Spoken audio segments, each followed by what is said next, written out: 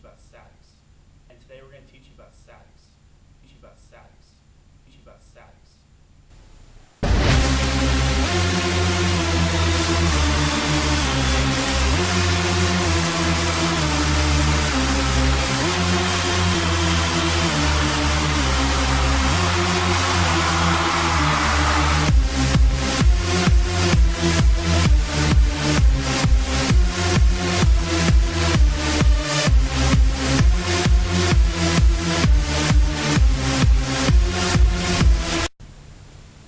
One very important topic in statics is moments.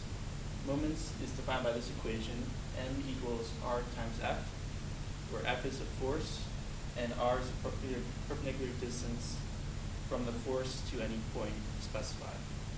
If we look at this example over here, we have a 6 Newton force, distance of 5 meters from the origin.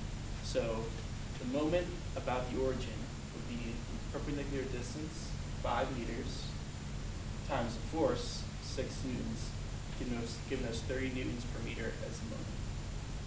Another thing about moments is the larger the distance, the larger the moment. So if the 6 Newton force was instead 8 meters away, the moment about the origin would be 6 newtons times 8 meters, giving us 48 newtons per meter, which is much larger than before when it was only 5 meters away. This can be thought of in real life as when I hold this all the way out here, this perpendicular distance is much larger and the weight has more of an effect bending the ruler. If I grab it up here, I'm closer to the weight and the perpendicular distance has gone down.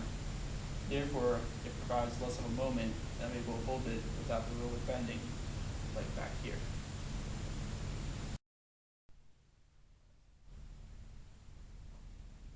In this specific problem, we're going to determine the magnitude and directional sense of the resultant moment of the forces about point P.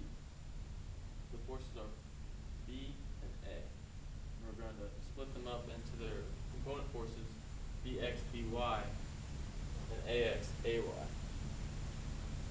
And then we're going to multiply them by the distance from point P. All right. We're going to assume that the positive direction is counterclockwise. So for the moment around point P, we're going to start with Bx, which is the cosine of this angle, which is 5/13, times the magnitude of B, which is 260. We're going to multiply that by the perpendicular distance, 3 meters, that's seen over here.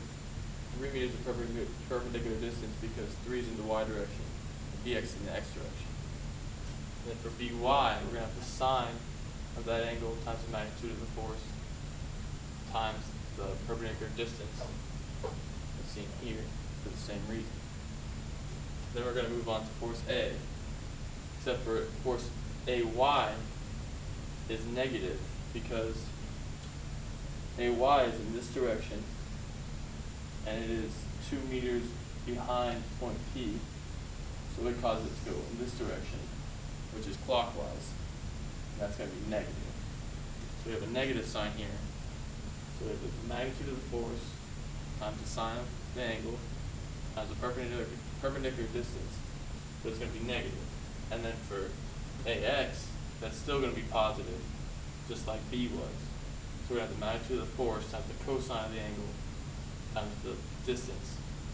And the distance is from here to here, which is 3 meters plus 5 meters, so that's going to be 8 meters. And then when we add all these up, we're going to get 3,150 newtons per meter. So after this presentation, you might be wondering how useful are moments. You've seen an example already of how they're used, but you may be wondering what else are they for? Well, from my own experience in statics, I know that in the method of sections, you use some of the forces in the x direction, some of the force in the y direction, and some of the moments.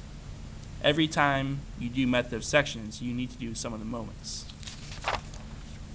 In determining the reactions for a spanner wrench, you use some of the moments. Right here, some of the moments. Determining internal loadings in a member, bending moments, requires you to do some of the moments. All in statics, you need to do some of the moments. And that's why this video and moments in general are very helpful and very useful.